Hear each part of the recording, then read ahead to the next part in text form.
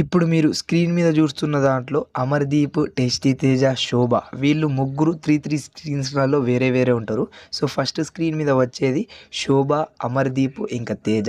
ఇంకా next screen మీద వచ్చేది తేజ, అమర్‌దీప్, శోభ శెట్టి. ఇంకా థర్డ్ స్క్రీన్ మీద వచ్చేసి అమర్‌దీప్, తేజ, శోభ శెట్టి. సో, వీళ్ళు 'బిగ్ బాస్' సీజన్ 8లో నుంచి ఇంకా కన్నడ 'బిగ్ బాస్' సీజన్ 11 నుంచి ఎలిమినేట్ అయిన తర్వాత అమర్‌దీప్, టేస్టీ తేజ, శోభ శెట్టి ఇలా కలవడం అయితే జరిగింది.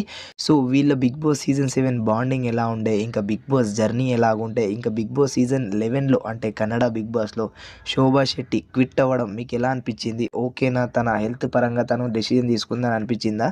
లేదా మళ్ళీ మీరు ఏదైనా ఏమైనా 'బిగ్ బాస్' సీజన్ 7లో ఎలాగైతే జరిగిందో దాని గురించి ఏమైనా మీరు అనుకున్నారా అనే దాని గురించి కామెంట్ సెక్షన్‌లో కామెంట్ చేయండి. ఇంకా అమర్‌దీప్ నిఖిల్‌కి ఓట్ అప్పీల్ చేస్తూ ఒక వీడియో రిలీజ్ చేయడం జరిగింది ఇన్‌స్టాగ్రామ్‌లో. సో, ఆ వీడియో చూడకపోతే లింక్ డిస్క్రిప్షన్‌లో ఉంటుంది. లేకపోతే పైన ఐ బటన్‌లో ఉంటుంది. వెళ్ళి క్లిక్ చేసి చూసేయండి. ఓకేనా? రైట్. మరి ఇప్పుడు ప్రెజెంట్ నడుస్తున్న 'బిగ్ బాస్' సీజన్ 8 తెలుగు సీజన్‌లో మీకు కంటెస్టెంట్ ఎవరు విన్నర్ అవ్వాలనుకుంటున్నారు అనే దాని గురించి కామెంట్ చేస్తూ ఈరోజే లాస్ట్ ఓటింగ్ కాబట్టి ఓటేస్తూ మీ ఫేవరెట్ కంటెస్టెంట్‌ని గెలిపించుకోండి.